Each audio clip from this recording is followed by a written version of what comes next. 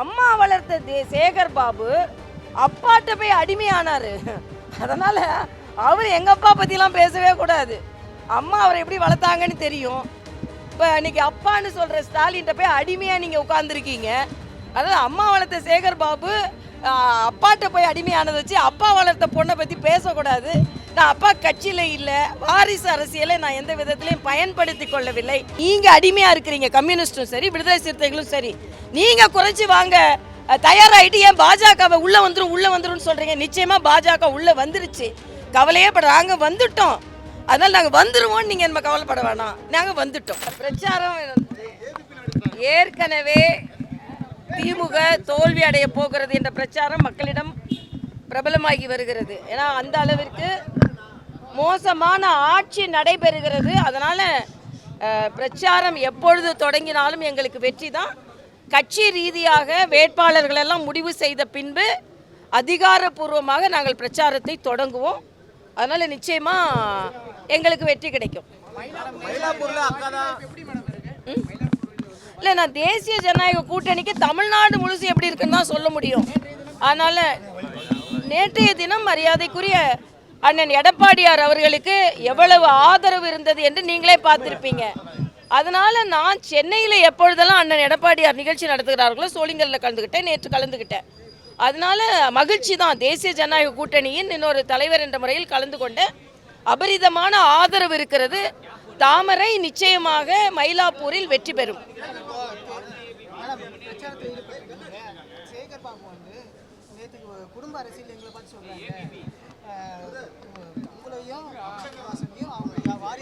யார் சேகர் பாபுக்கு சேகர் பாபு சொன்னாராம் குடும்ப அரசியல். அவங்க சொல்றாங்க தமிழிசை என்ன வாசன் என்ன.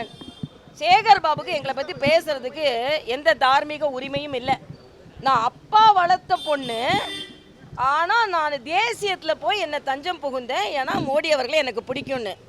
அம்மா வளர்த்த சேகர் பாபு அப்பாட்ட போய் அடிமையானார். அதனால் அவர் எங்கள் அப்பா பற்றிலாம் பேசவே கூடாது. அம்மா அவரை எப்படி வளர்த்தாங்கன்னு தெரியும். இப்போ இன்னைக்கு அப்பான்னு சொல்கிற ஸ்டாலின்ட்ட போய் அடிமையாக நீங்கள் உட்கார்ந்துருக்கீங்க. அதாவது அம்மா வளர்த்த சேகர் பாபு அப்பாட்ட போய் அடிமையானதை வச்சு அப்பா வளர்த்த பொண்ணை பற்றி பேசக்கூடாது. நான் அப்பா கட்சியில் இல்லை, வாரிசு அரசியலை நான் எந்த விதத்திலையும் பயன்படுத்தி கொள்ளவில்லை. நானே 27 வருஷம் ஆச்சு பாஜகவில் சேர்ந்து. அடிப்படை உறுப்பினரில் ஆரம்பித்து மண்டல், மாவட்டம், மாநிலம், தேசியம் அப்படின்றத நான் வளர்ந்துருக்கேன். அதனால் எங்களை பற்றிலாம் அவர்களுக்கு பேசுகிறதுக்கு நாங்களாம் வாரிசு இல்லாத வாரிசுகள். அவங்கெல்லாம் வாரிசுக்காக வாரி கொடுக்கின்ற வாரிசுகள். அதனால எங்களை பத்தி அவர் பேசக்கூடாது. மோடியா லேடியா கேட்ட அரசியல் செய்த ஜெயலலிதாவின் கட்சியை பாஜக வெளியிடுன்னு இன்னைக்கு சிவசங்கர் பேட்டி அளிச்சிருக்காரு. சிவசங்கருக்கு இப்போ என்னங்க பிரச்சனை? டெல்லிக்கு போனால் அவருக்கு என்ன பிரச்சனை? இன்னைக்கு ஒன்று என்னன்னா பயம் படுறாங்க. டெல்லிக்கு போய் அண்ணன் எடப்பாடியார் ஒருவேளை டிக்கெட் போட்டார்னு வச்சுக்கோங்க, இங்கே திமுக சிவசங்கரில் ஆரம்பித்து முதலமைச்சர் வரைக்கும் உதறல் எடுத்துக்குது. டெல்லி எங்கெங்க இருக்குது? டெல்லி இந்த இந்தியாவுக்குள்ளே தானே இருக்குது, தலைநகர் தானே டெல்லி. அதனால் டெல்லிக்கு போனால் இவங்க பயம் எடுத்துக்கொள்கிறது. ஏன்னா அந்த அளவிற்கு குற்றவாளிகளாக இந்த அமைச்சர்களெல்லாம் இருந்து கொண்டு இருக்கிறார்கள். இன்றைக்கி என்ன பட்டியலெல்லாம் அமைச்சர்கள் இருக்கிறார்கள். உங்கள் பட்டியலில் யாரெல்லாம் இருக்கா? அது வாரிசுகள் தானே அதிகம் இருக்கிறீங்க. இன்னொன்று, உங்கள் அமைச்சர்கள் சில பேர் போட்டி போட முடியாத நிலை ஏற்பட்டு இருக்கிறது.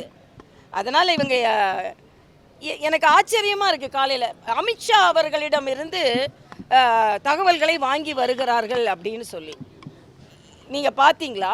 இன்னொன்று, ஸ்டாலின் அவர்கள் கனிமொழி ஏன் டெல்லிக்கு போனாங்க? இன்றைக்கி யார்கிட்ட தகவல் வாங்குறீங்க? சரி, நாங்களாவது கூட்டணி கட்சி தலைவர்களிடமிருந்து சில தகவல்களை பெற்றுக்கொள்கிறோம். நீங்கள் உங்கள் கூட்டணி கட்சி தலைவர்களை எப்படி மதிக்கிறீங்க? அண்ணன் திருமாவளவனை பற்றி பேசுனா நீங்கள் அவங்களுக்கு நியாயம் கொடுக்கல. அங்கே உள்ள கம்யூனிஸ்டுகளுக்கு நியாயம் கிடைக்கல. உடனே இன்னைக்கு சொல்லுவாங்க நாங்கள்லாம் நியாயத்தோடு தான் இருக்கணும். எங்களை காட்டி பயமுறுத்தி ஒரு சீட்டை குறைக்கிறாங்கங்க. ஆக ஸ்டாலினுக்கு நாங்கள் உதவி செய்து கொண்டு இருக்கிறோம்.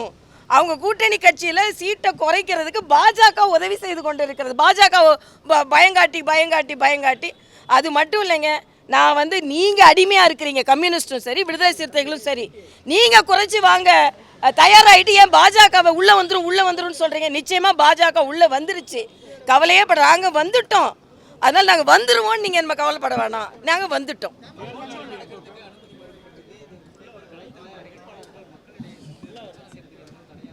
இன்னைக்கு சொல்லியிருக்காங்களா? இல்லை, அது சரியான அனுமதி வாங்கணும். அனுமதி வாங்கிட்டு யார் வேணாலும் செய்யலாம். அது நான் என்னன்னு தெரிஞ்சுக்கிட்டு நான் சொல்கிறேன்.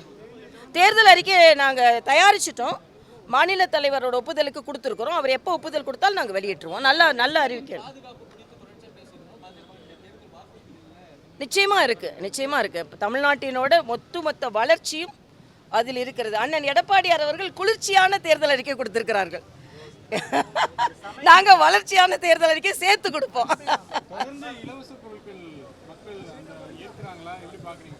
ஃப்ரிட்ஜ் வந்து ஒரு விலை உயர்ந்த பொருள், ஏற்கனவே நிறைய நெருக்கடியான பொருளாதாரம். இல்லை, நிதி மேலாண்மை ஒரு ஆட்சி எப்படி செய்யறதுன்றது தான்.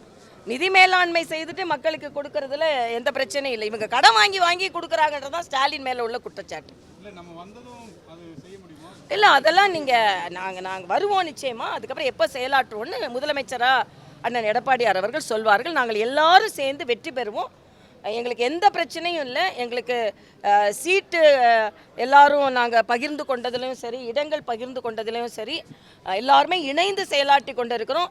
வேகமாக பயணித்து கொண்டு இருந்தோம் அப்படின்னு சொல்கிற திமுக கூட்டணி தான் இப்போ வந்து பாண்டிச்சேரியில் என்னாச்சு தெரியும்ல.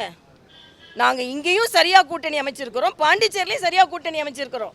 இன்னைக்கு பாண்டிச்சேரியில் போட்ட இடத்த வாபஸ் வாங்க மாட்டேன்னு ஒரே பிரச்சனையாக இருக்குது.